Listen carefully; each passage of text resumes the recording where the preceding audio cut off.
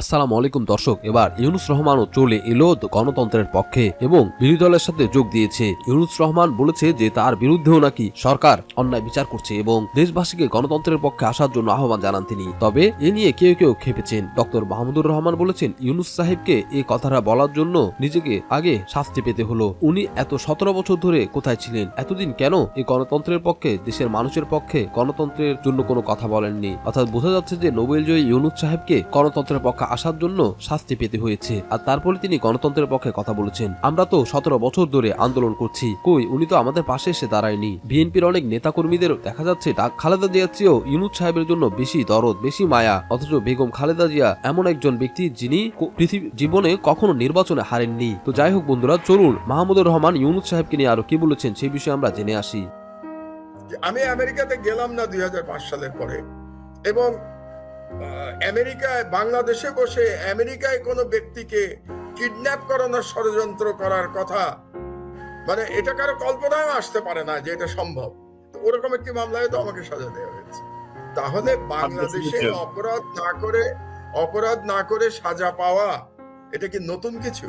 গত 15 বছর ধরে শত শত হাজার হাজার এরকম হয়েছে, অপরাধ না করে সাজা পেয়েছে। এই যে বিএনপির নেতারা এখন সাজা পাচ্ছে, তারা কেউ অপরাধ করেছে? পুলিশই সাক্ষী দিচ্ছে, সাক্ষী দিয়ে বলছে হ্যাঁ আপনি 10 বছর আগে গাড়ি পোড়ানো মামলায় তার সাজা হয়ে যাচ্ছে। তাহলে ইউনুস সাহেবের যে উপলব্ধি যে অপরাধ না করেও সাজা পাওয়া যায়, এই উপলব্ধি হওয়ার জন্য এত সময় লাগলো ওনার। আচ্ছা, দ্বিতীয় আর একটা কথা বলি। উনি আবার বলেছেন অন্যায়ের বিরুদ্ধে এবং গণতন্ত্র মানবাধিকারের পক্ষে সোচ্চার হতে বলেছেন উনি জনগণকে। খুব ভালো কথা।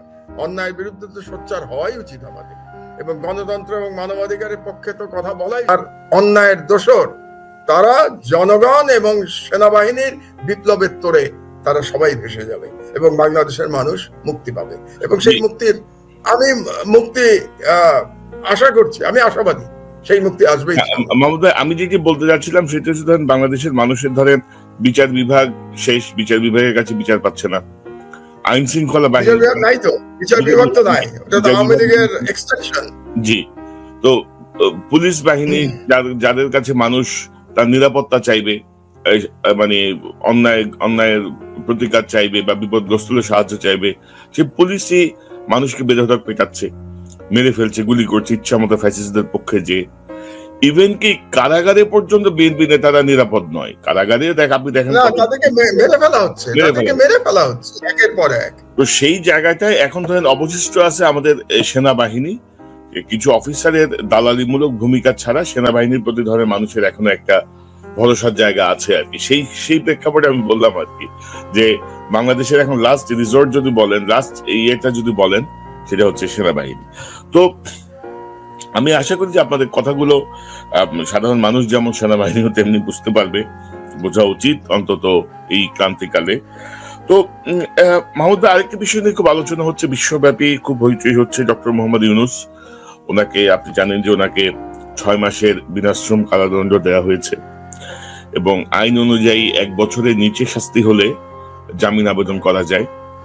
সাথে সাথে তারা জামিন আবেদন করেছেন এবং পেয়েছেন। ইনফ্যাক্ট 3 বছর পর্যন্ত সাজা হলে সাথে সাথে জামিন আবেদন করা যায়। তো আমি একটা পোস্ট দিয়েছিলাম ফেসবুকে, জনগণ অনেকেই সমর্থন করেছে আমাদের ফেসবুকের বন্ধুদের মধ্যে, যে আমি বলছিলাম যে উনি জামিন চাইলেন কেন, 6 মাসের জেল। তো দেখা যাক হাসিনা কি করতো তখন, জামিন না চাইলে আমি কি করতো, এটা একটা দেখার একটা কৌতূহল ছিল আমার। তো আপনি কিভাবে দেখেন ডক্টর ইউনুসের এই রায়? আচ্ছা, জামিনের প্রশ্ন আমি পরে আপনার জবাব দিচ্ছি। তার আগে আমি ইউনুস সাহেবের বক্তব্য দিয়েই ওনার সম্পর্কে আলোচনা করতে চাই। ইউনুস সাহেবের বিরুদ্ধে এই রায়টা হওয়ার পরে তিনি যে কথাটা বলেছেন, এটা আমি একটু মনে করিয়ে দিই জনগণকে। তিনি বলেছেন যে আমি যে অপরাধ করি নাই তার জন্য সাজা পেলাম। ধারা প্রভাবিত হয়েছিলেন, তারও হয়তো মনে হয়েছিল যে ভারতকে চটিয়ে বাংলাদেশের রাষ্ট্র ক্ষমতায় যাওয়া যাবে না, এবং সেই কারণে গত 8-9 বছর ধরে বিএনপি ভারত সম্পর্কে একটা মৌনতার নীতি তারা অবলম্বন করেছিল। তারা হয়তো মনে করেছিল যে এই মৌনতার নীতি অবলম্বনের মাধ্যমে এই নির্বাচনে, যেটা ডামি নির্বাচন হতে যাচ্ছে পরশুদিন, সেই ডামি নির্বাচনে তারা ভারতীয় সমর্থনের আশা করেছিল। তারা মনে করেছিল আমেরিকা যেমন চাপ দিচ্ছে শেখ হাসিনাকে একটা free fair and inclusive election করবার জন্য, অংশগ্রহণমূলক নির্বাচন করবার জন্য ভারতও ওই ধরনের একটা চাপ প্রয়োগ করবে, এই আশা করেই বিএনপি সম্ভবত এক ধরনের ভারত সন্নীতি তারা নিয়েছিল। আমি কিন্তু সর্বদা বলে এসেছি, আপনার অনুষ্ঠানে বহুবার বলেছি, যে ভারত কোনোদিনও শেখ হাসিনার পরিবর্তে অন্য কাউকে বাংলাদেশের রাষ্ট্র ক্ষমতায় বসাতে সহায়তা করবে না। আসসালামু আলাইকুম দর্শক, আর জনগণ কিন্তু আর ভয় পায় না। এবার জনগণ মাঠে নামবে। শেখ হাসিনা ভেবেছে একতরফা ভাবে একটি নির্বাচন দিয়ে সে টিকে যাবে, তবে জনগণ আর এবার খালি হাতে নামবে না। আর নয় প্রতিবাদ, এবার হবে প্রতিরোধ। এক বুলেটের জবাবে 10 বুলেট ছুড়বে জনগণ। তো বন্ধুরা, সবাই মানসিকভাবে প্রস্তুতি নিয়ে নিন, যাতে ডাক আসার সাথে সাথে সবাই যুদ্ধের ময়দানে ঝাঁপিয়ে পড়তে পারেন। তো চলুন বন্ধুরা, এই বিষয়ে তাজ হাশমি আমাদেরকে যে গুরুত্বপূর্ণ পরামর্শ দিবেন তা আমরা শেষ পর্যন্ত শুনতে থাকি। খুবই উদ্গ্রীব, কি হইল, কেমনে এটা, কেমনে কি হইল, এইটা জানার জন্য তাদের প্রচন্ড উৎসাহ। তারা এই যে এলিফ্যান্ট ইন দ্য রুম, ঘরের ভিতরে যে হাতি বসে আছে সেটা দেখতে পাচ্ছেন না। সেই হাতিটা হচ্ছে হাসিনার পরাজয় এবং হাসিনার পালিয়ে যাবার সময় ঘনিয়ে এসছে, সেই বার্তা নিয়ে একটা হাতি ঘরের ভিতরে বসে আছে। সেই হাতির দিকে না দেখে ঘরের বাইরে চামচিকা কি করছে সেটা দেখার জন্য, জানার জন্য, শোনার জন্য জনগণ উদ্গ্রীব। কি হইল, নির্বাচনে কেমনে এত ভোটে হারলো, কে কে হারছে। আমি একটারও নাম নিচ্ছি না আজকে আমার এই আলোচনায়। যেটা আজকের বক্তব্য একটু মনোযোগ দিয়ে শুনবেন। নিজ পান কামড়, সে জেনে শুনে বিষ করেছে পান, এছাড়া তার কোনো গত্যন্তর ছিল না। সে জানে তাকে পালাতে হবে, পালাতে হলে একটা সেফ এক্সিট দরকার, সেটাও সে জানে। এবং বিদেশিদের সাহায্যে সে একটা ব্যবস্থা করার জন্য, পালিয়ে যাওয়ার ব্যবস্থা করার জন্য এই নির্বাচনের প্রহসনটা করবে।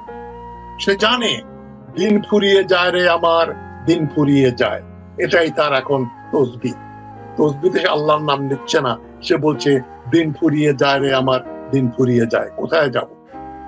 হাসিনা ভারত ও আমেরিকাকে বিগড়ে দিয়েছে।